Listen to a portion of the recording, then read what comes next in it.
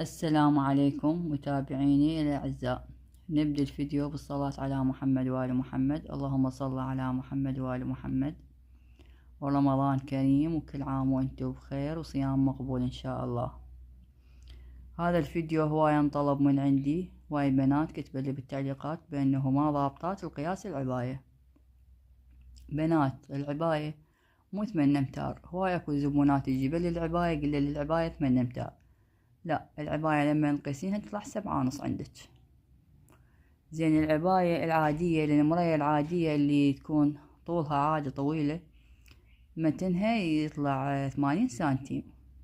قيسن بنات أول خطوة تسوونها من تخيطين العباية، قيسن القماش العباية إلا تفصلن، لأن اكو قماش يطلع بيه زايد يجي أكثر من 7.5، فهاي الأكثر من 7.5 من تخيطينها تصير الردان هواي هيك لهنا طويلة، اكو ما يحبنها يعني اكو حتى أصابعها ما يطلعن، هي قصيرة أو طولها وسط، وتخلين القماش كله على كبره ما طلعت الزايد راح تخرب المتن، انت هي مخيطة وكاملة ما تقدرين تطلعين.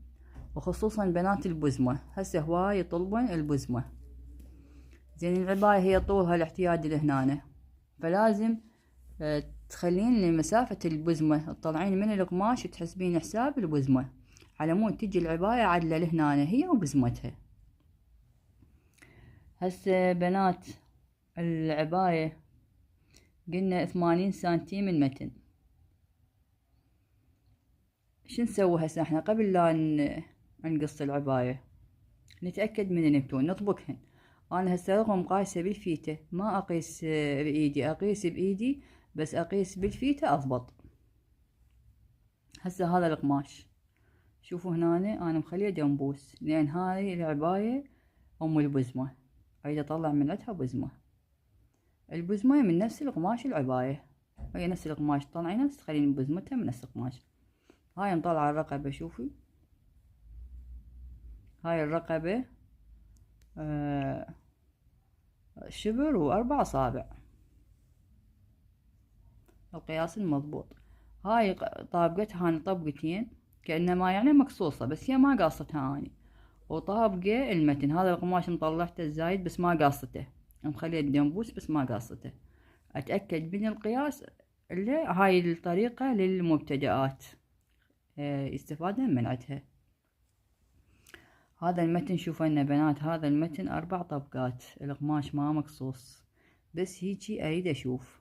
هسه هاي العباية يدون بزمة، شو اسوي هسه ما قاصة القماش، اجي اتأكد اجيب هاي الفيتة من نقطة المتن، هاي خياط المتن من يبدي من يم الراس، اخلي الفيتة اتأكد من قياس المتن، اقيس المتن قبل لا اقص القماش الزايد. هاي شقد هاي صاحبة العباية متنها 80 سنتيم مع البزمة، هاي شقد طلع عندي هنا 73 سنتيم، 73 سنتيم وعايزة شوية يعني شوفوا مثل ما تشوفون. والخياط راح تصير عندي 72 سنتيم مع الخياط. انا ايش راح اخلي لها؟ راح اخلي لها 9 سنتيمات الردان، وهاي عندي 71 صافية، تصير عندي 80 سنتيم مع البزمة. ما يصير اني 80 سنتيم واخلي البزمة، هاي راح تخرب العباية، لا مثل مو مثل العباية مو مثل القماش الثوب الردان طويلة تقصين الزايد وتكفين وتمشينها، هاي لا الا تديرينها ديري لا العباية طلع بيها غلط.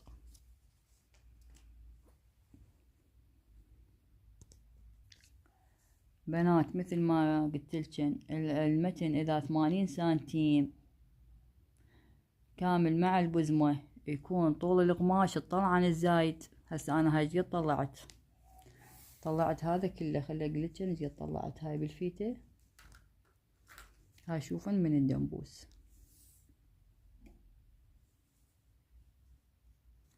يكون طول العباية 7.5، العفو 6.5، تخلين شوية زايد بها يعني يصير 76 سنتيم. ها شوفن طلعت 82 سنتيم، طلعت من العباية.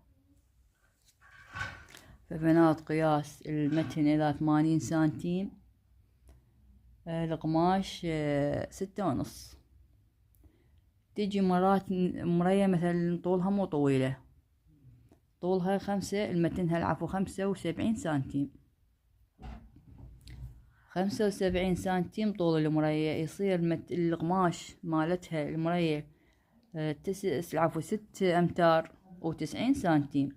هذا القماش تقيسنا بالفيتة 6 أمتار و90 سنتيم، يكون طول المتن 75 سنتيم. اكو مرية عبايتها يعني 75 سنتيم، اذا سويتها 80 سنتيم تصير طويلة عليها، كلش طويلة. اكو مرايات قصار عبايتهن 75 سنتيم، ما يصير تخلين القماش كله 7.5، تخليه الهيالم 75 سنتيم. تصير 6 أمتار و90 سنتيم. هاي اللي متنها بدون بزمة، هاي بدون بزمة 75 سنتيم.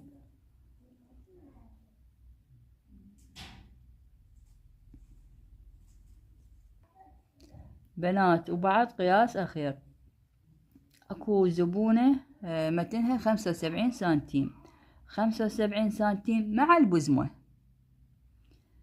يصير 75 سنتيم.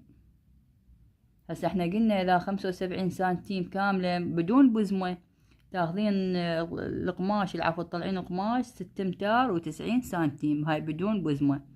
اذا 75 سنتيم مع البزمة، يعني طول المتن مع البزمة 75 سنتيم، هاي ايش راح تسوين؟